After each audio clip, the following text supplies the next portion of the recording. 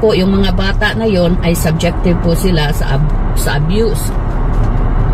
So bawal po silang makipag-usap sa opposite sex, bawal po silang mamuhay as a normal children. Ganun po ang sitwasyon doon.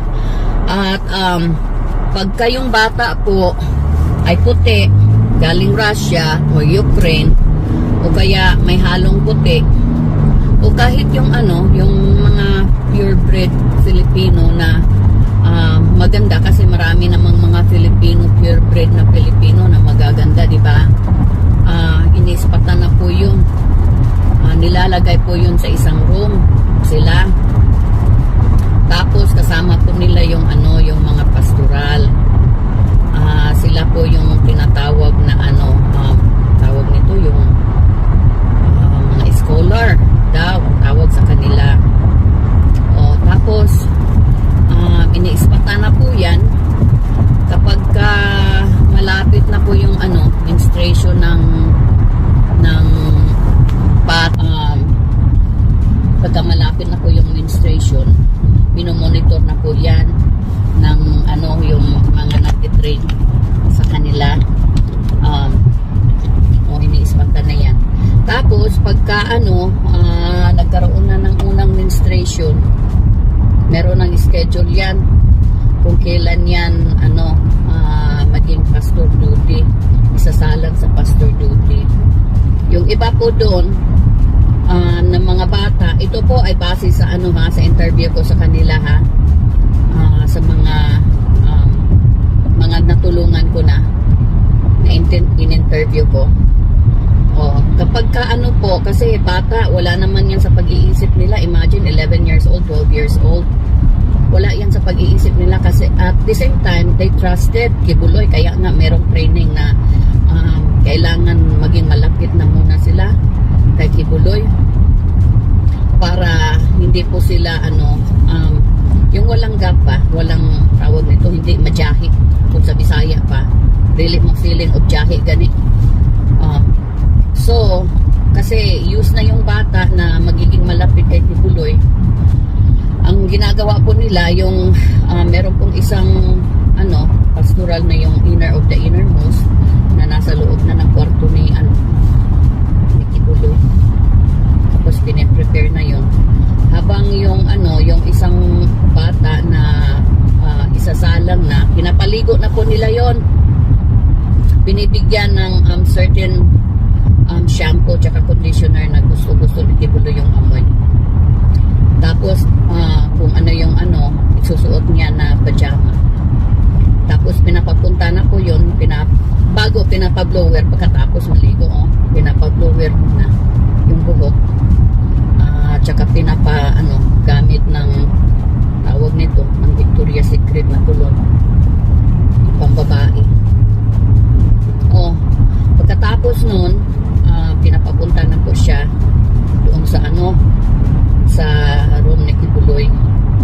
At siya po ay sasalubungin ng inner of the innermost. Yung mga bugaw ba? Sinasalubong na sila ng mga bugaw.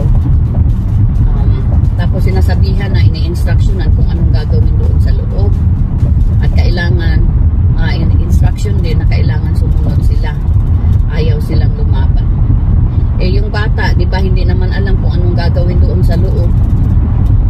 Sinasabihan po na handa ka na bang ialay mo ang sarili mo para sa ama sa pamamagitan ng anak. Hindi naman alam ng bata kung anong ibig sabihin nun.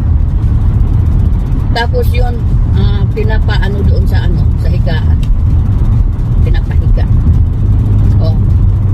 Tapos pag nandoon na yung bata, kung saan-saan na nakarating yung kamay ni Kibuloy sa parte ng katawan ng bata.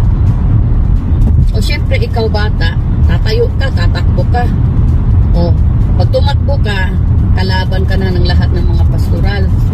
Either innermost or inner circle. Wala nang kakausap sa'yo. Hindi ka nakausapin ng ilang buwan, ilang taon hanggang mag-change yung yung mind mo. Nasa susunod na isalang ka, hindi ka natatakbo. Kasi yung rape daw, pagka pagka ginalaw ka ni Kibuloy is privilege yan. Oh, privilege mo daw yan na ma-rape ka ni Kibuloy. Kasi anak yan eh. Anak daw yan ni Satanas pala. Oh, kaya ganun. Privilege ba yan? Ni-rape ka na, privilege pa, mga gago. Ay, nako, oh, Diyos ko. Talagang ako, pagka naisip ko yan. Kasi nung time ko na bago bumili yan si Kibuloy ng kanyang eroplano, magkasama po kami noon mag-decide. Kasama ko po yung aking anak na babae. 2 years old pa lang yun, ha. O, kasi yung husband ko nga, pilot. Yung ex-husband ko, pilot siya. Eh, nagpatulong si Kibuloy na ay i-check yung eroplano na bibilhin sana niya. Eh, sinama kami, nag-fly kami from LA to Las Vegas. O, tapos, magkatabi kami ni Kibuloy that time. So, nag-joke ako, sabi ko, sir, pwede bang ako mag-apply ng flight stewards mo? Kasi, meron ka namang aeroplano, kung bibilhin mo to, pwede ba ako mag-apply, sir, ng flight stewards? Eh, sabi pa naman sa akin, no, hindi ka na pwede kasi may asawa ka na. Pero, gusto kong ialay mo sa akin yung anak mo. Yan si Jaylin. 2 years old pa yung anak ko. Hindi ko naman inisip kung ano ibig sabihin nun. Kasi wala nga talaga akong alam na may mga ganung nangyayari sa loob. Eh, sinagot ko siya. Sabi ko, sir, sige po, pag-isipan ko po. Kasi sabi niya, alam mo, Arlene, yung tinalikuran mo yung commitment mo sa Panginoon. Kailangan mong ialay yung anak mo sa akin. Parang kapalit ko raw. Babae yung anak ko, 2 years old. Hindi ko naman inisip, kaya ganun yung response ko sa kanya. Sabi ko, pag-isipan ko po, sir. Oh. Tapos nung sinabi ko yun na, lagi nang nilalagay sa isip ko na kung ayaw sumama ng asawa ko sa Davao. Kasi nga gusto niya na mag-full time kami. Kahit ilang anak pa daw ang meron ako. Kaya niyang paaralin. Kaya niyang suportahan. Kasi gusto niya ibibigay sa kanya. Balik ko na. O yun. Tayo, Mark Gonzales, Imparabelo, Cecil Felipe, Amor, and Jeff. Yes, ma'am.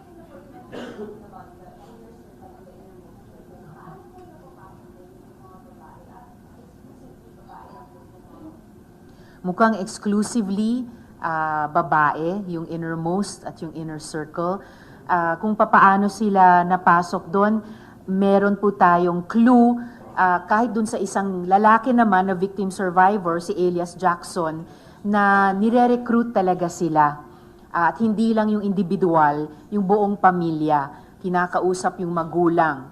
Tulad ni Elias Jackson, kinausap yung nanay niya, yung tatay niya. Si Miss Arlene, kasama ang kapatid niyang babae, na tinraffic dito sa Manila, sa may Amoranto Stadium daw, para sabay-sabay silang magkunwaring pipi o bingi, o magkunwaring estudyante, para makapaglimos o makapagbenta ng putot kutsinta.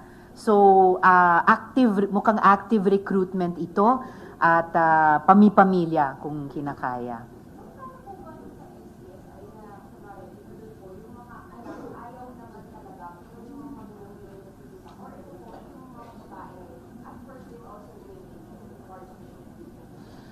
Aalamin po natin yon sa mas malalim na pag-interview ng mga victim survivors at hanggang makapag-testimonya sila.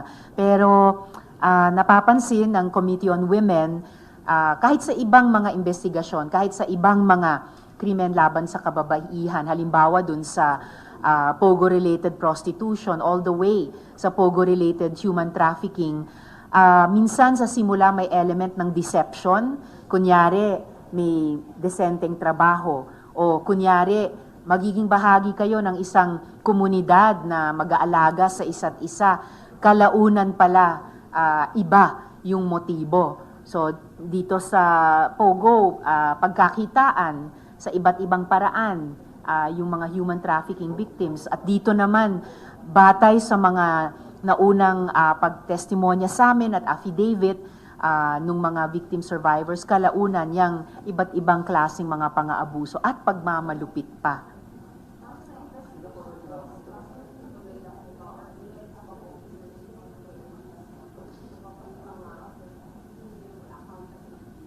Alamin pa po namin kung bukod kay Kibuloy, kung meron pang ibang mga leader nung kanyang organisasyon na i-identify ng mga victim survivors na kasama dun sa pagre-recruit, sa pagpapaservice sa kanya, pagpapalimos sa mga lansangan at pagpaparusa sa kanila pag hindi sila nakakwota sa ipinagmamalimos.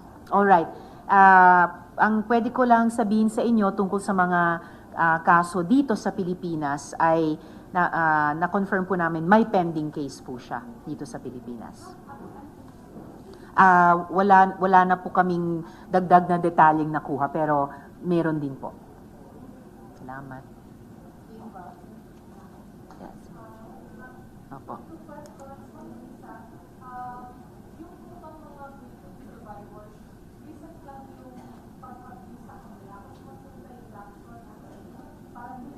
Opo.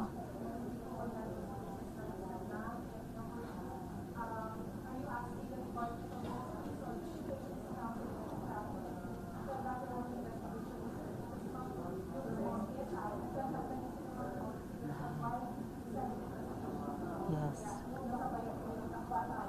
Opo. At tulad din ng investigasyon namin ng 3 taon sa POGO, ilang beses nag-parallel investigation din ang ating mga investigative agencies at grateful po talaga ako at ang komite sa kanila. Pati nga Office of the Ombudsman ay umaksyon nung panahong yon. At tama po kayo, nakita din po natin yon habang idinadaos yung investigasyon sa SBSI. So, sorry, yung naunang bahagi ng tanong nyo?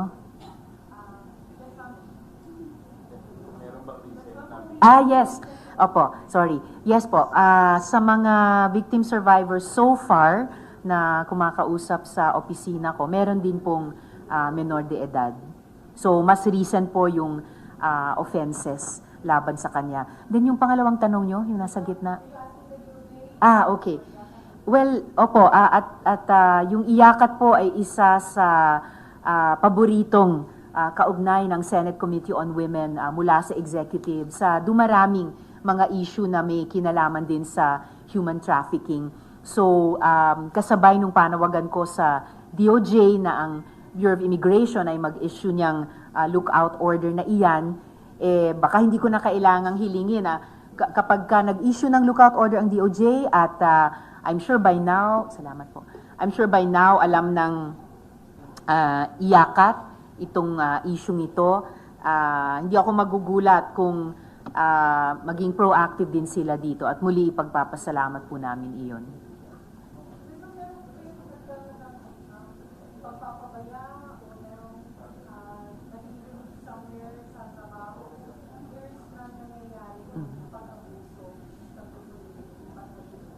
Well, ganun din yung isang anggulo ng pag-imbestiga namin sa nangyari sa Socorro. Na itanong po namin na paano nangyari na yung mga pang-aabusong iyon ay nangyari sa loob ng ilang taon, kumbaga right under the noses of the authorities. So, hindi unreasonable tanungin din yan sa usaping ito ng paglabag sa karapatan, sa dignidad ng mga babae at bata sa kamay ni Kibuloy. So, I'm sure lalabas din po yun sa pag-imbestiga. Kung paano dapat mas maaga, no, kaysa ngayon, mas maagang natukoy yan, napigilan, at nasingilan ng accountability si Kibuloy.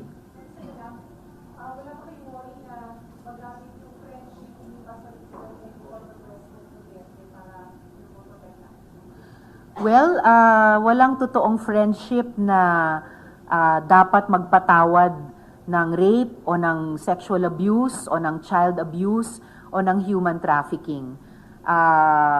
Hindi ako manghihimasok sa relasyon ng iba pero sa tingin ko ang pagkakaibigan ay dapat para sa katotohanan at saka sa hustisya. So, yun yung susubukang i-extend ng Senado at ng Senate Committee on Women sa mga victim survivors. Yung pagkakaibigan na magbibigay daan na masabi nila yung totoong nangyari sa kanila at makatanggap sila ng hustisya. Okay. So, itong nakakuha pa kami ng dagdag na detalye dun sa pending charges. Naka-appeal sa DOJ ang charges of rape, child abuse, and trafficking. No? So, pareho. Filed noong Disyembre 2019 pa. Opo, laban kina Kibuloy at iba pa. Yan po.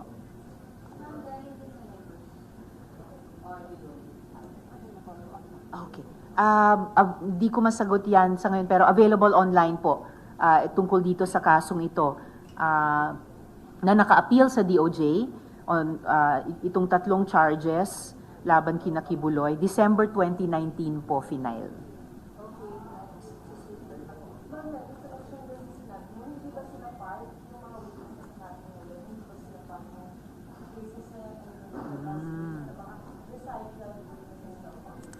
Hindi ko po alam kung pareho silang biktima ng mga kasong ito or ilan sa mga kasong ito. Pero sa pagkaalam ko, unang beses sila lalapit sa alinmang sangay ng gobyerno. So itong paglapit nila sa Senado, sa opisina ko, unang pagkakataon ito. Hindi ko sigurado kung kasama sila sa mga biktima nito. Pero kung sa sarili nilang aksyon, ngayon pa lang sila naglakas loob na gawin ito.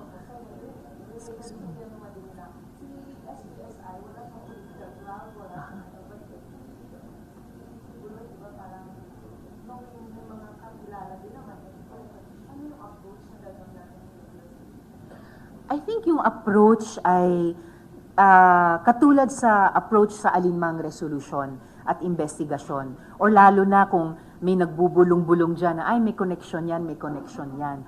All the more reason na kailangang ipakita ng Senado sa mga victim survivors na ito na lalong bibigyan daan namin na sabihin nila ang totoong ginawa sa kanila at humingi sila ng hustisya mula sa gobyerno. Walang anumang, parang yung ilang pinag-uusapan natin din kanina, walang anumang conflict of interest ang pwedeng tumaob dyan sa pangunahing layunin ng katotohanan mula sa victim survivors at hustisya para sa victim survivors.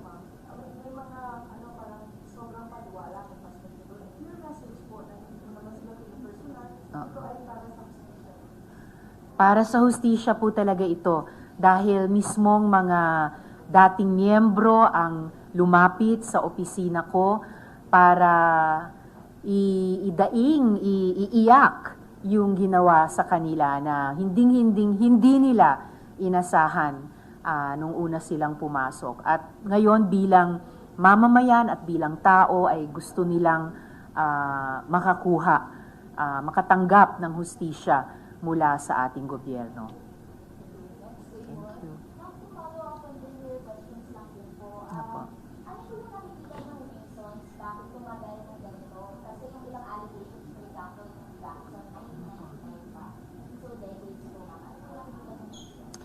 Yun na nga decades pa. So, parang katulad siya ng maraming mga issue na may kinalaman sa, lalo na sa kababaihan at pati sa mga kabataan, kung sino pa yung pinaka-vulnerable nating mga sektor, ang bibigat ng dumadagan sa atin, yung kulang na pagtingin sa bata bilang ganap na tao din, mamamayan din. So may dignidad bilang tao, may karapatan bilang mamamayan, hindi pagmamay-ari nating mga adults.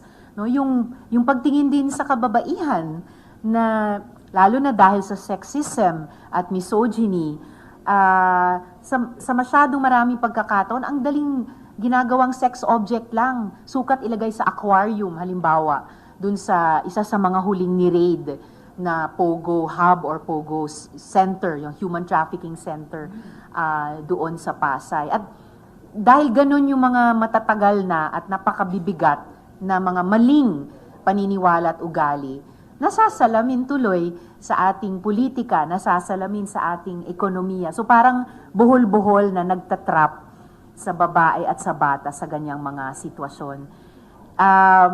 It's not an excuse for anything. Isa siyang, on the one hand, isa siyang paliwanag bakit tumatagal ng sobrang tagal ang hindi katanggap-tanggap na sitwasyon. At pangalawa, hamon talaga siya na ibahin itong kultura natin, yung politika natin, kasama na nga yung mga batas, yung ekonomiya natin na kinokomodify ang babae, kinokomodify ang bata. Baguhin ang mga ito at isang paraan na pwede namin gamitin ay itong legislation. Baguhin ito para palayain tayong lahat sa ganyang mga di makataong sitwasyon. Mm-hmm. Meron po bang protectors in politics kaya nangyari po ng ganitong katagal? Nung sinabi kong political system, particular yung sa legislation, yung mga batas natin, kung papaano natin ipinatutupad or hindi pinatutupad. Kasi dumadami yung mga maayos na batas natin para sa kababaihan at kabataan. Pero bakit sa ganito na namang sitwasyon ay hindi inimplementa at inabuso na nga sa loob ng mahabang panahon ang dapat na poprotektahan ng ating mga batas. So, in general, it has to do yung mga policies, mga batas natin, at syempre, yung mga programa. Well, yun yung ibig sabihin ng mga nagbubulong-bulungan dyan sa labas ng Senado tungkol sa isyung ito. Pero higit dyan, yun, mga bulong-bulong. Pero ako, hindi ko binubulong, sinasabi ko ng bukas na mas naniniwala ako na maraming, lalo na dito sa Senado, na susuportahan itong mga victim survivors makatanggap ng hustisya sa katotohanan ng sinasabi nila. Yes. Ano po yung magiging basis nun? Kasi as you mentioned, meron ng 3 pending cases and then nasa FBI most wanted list din siya. But this time, para din sa info, what could be the basis kung gagawin yung investigation? Yung basis sana ay, yung mga reklamo nitong mga victim survivors na subject ng Senate resolution at ididinig ng Senate Committee on Women ngayong or sa susunod na buwan. Sorry lang, Tessa po. Follow-up lang. Does the DOJ do that po na parang basis po ay Senate law na ongoing? I believe may mga precedents. I can get back to you on that. At nakapagsalita na rin po ang DOJ kaugnay niyan. So ibig sabihin, nag-iisip na rin sila tungkol sa anong attitude nila at maaring gawin kaugnay ng kasong ito. Po? Parang may narinig ako magandang tanong. Marga. Okay. Last na po natin si Jeff kasi magsisili na po si Ma'am. Ay.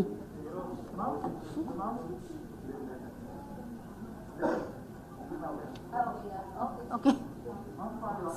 Sinabi niyo may active recruitment process. Meron po bang selection committee na ito hanggang inner circle lang at ito may pang-innermost yung nagre-render ng sexual favors o mismo si Pastor Tibuloy po yung namimili kung sino yung sasama o magiging member ng innermost circle? Alamin pa po namin iyan kung paano yung selection process pagkatapos ma-recruit kung sinong babae ang ipapasok sa inner circle at sino sa innermost circle at kung ano ang personal involvement ni Kibuloy dyan.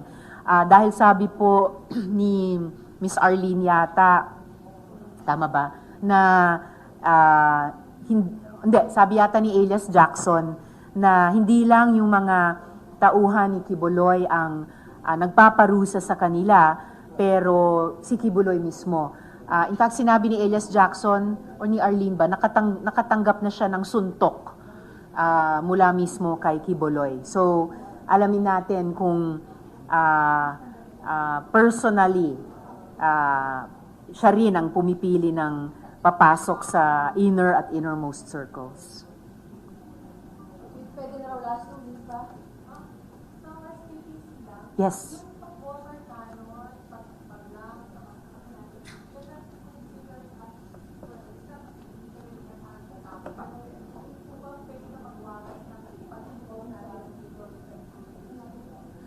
Ang understanding ko sa Mutual Defense Treaty and dating to 1951, kaya medyo marami din ang nag-iisip, hindi kaya napapanahong i-review yan at i-update. Ang naalala kong lingwahe sa Mutual Defense Treaty ay armed attack. Opo. Itong tuloy-tuloy at kamakailan lamang na naman na pag-water cannon, pag-collide, ay sabi nung iba, acts short of war. Talagang kinakalkula para ibuli tayo, sindakin tayo, sinusubukan nila, pero hindi mag-i-invoke ng MDT.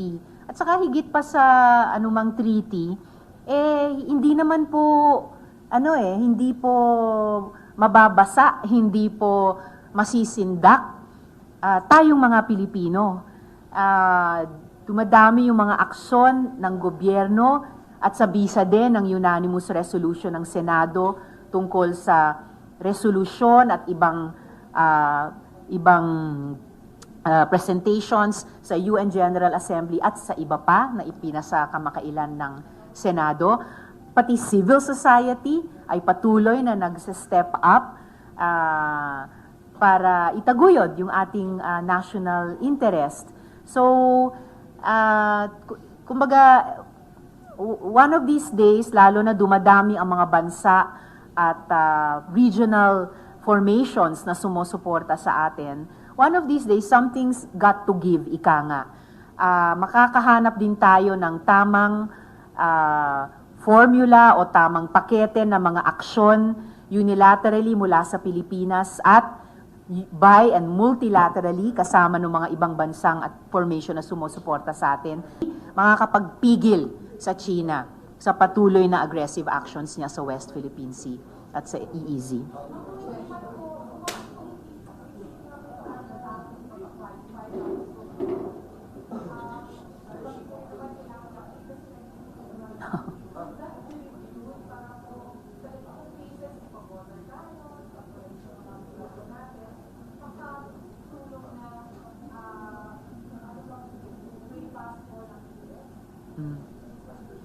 I'm sure nakarating na sa atensyon ng DFA at sa counterpart nila sa US yung ganyang mga thinking aloud na dapat na bang i-update ang MDT. At hindi man buksan nila yung proseso ngayon, hindi man i-update or i-update kaagad ang MDT, ngayon pa lang nakakaalyado naman na natin muli mas ganap ang US, no? Lalo na sa mga bilateral na proseso, mga naval exercises, etc. At ang mas maganda pa, dagdag sa kanila, dumadami din yung mga bilateral and multilateral defense and security cooperation natin sa iba pang mga bansa at iba pang mga regional formations. Lagi ko pong sinasabi, a bigger coalition is a better coalition. Na hindi tayo mapilitang pumili lang sa pagitan ng manatili ba sa China, bumalik ba sa US? Hindi. Mas marami, mas mabuti. At yun po yung inaani ng Pilipinas sa ngayon. Salamat. Yes.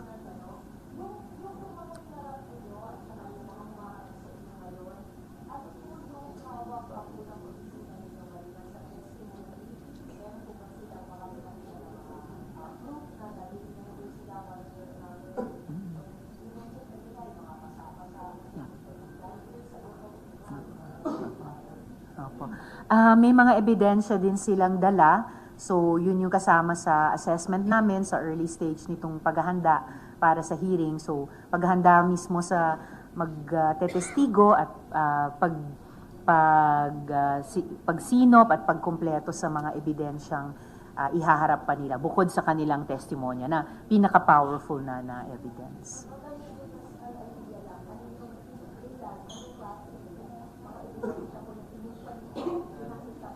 May Attorney, pwede na ba tayong sabihin? Maaga pa eh. So, pero kapag mas na-finalize na namin ay ibabahagi din po namin and of course siguradong lalabas sa hearing.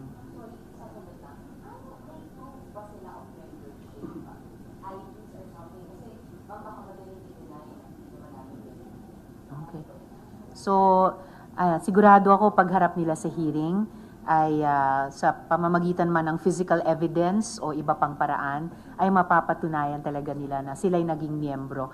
The fact lang na ang dami at detalyado ng mga karanasan nila na kanilang isasalaysay, alaala at siguro corroboration din between victim survivors na mga parehong naranasan nila or na-witness nila habang sila'y nasa loob pa. Ma'am, lastly, ano po ang mensahe niyo para kay Pastor Kibuloy at sa mga followers niya gaya na nasa likod ko? Wala naman po akong mensahe kay Kibuloy dahil ang mahalagang mensahe lamang ay yung galing sa mga victim survivors mismo na hanggang ngayon hindi talaga nila tinatanggap at itinatakwil talaga nila yung pagtratong ginawa sa kanila at gusto talaga nilang humingi ng hustisya sa gobyerno, sa ating lipunan para sa dinanas nila sa kamay ni Kibuloy. Sa mga ibang miyembro nila o tagasunod nila, muli ito po ay tungkol sa paglabag sa dignidad at karapatan ng mga victim survivors.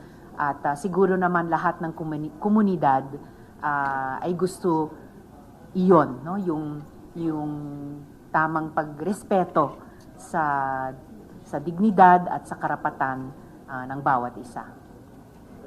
Salamat po. Pag sinabi ni Kibuloy na stop.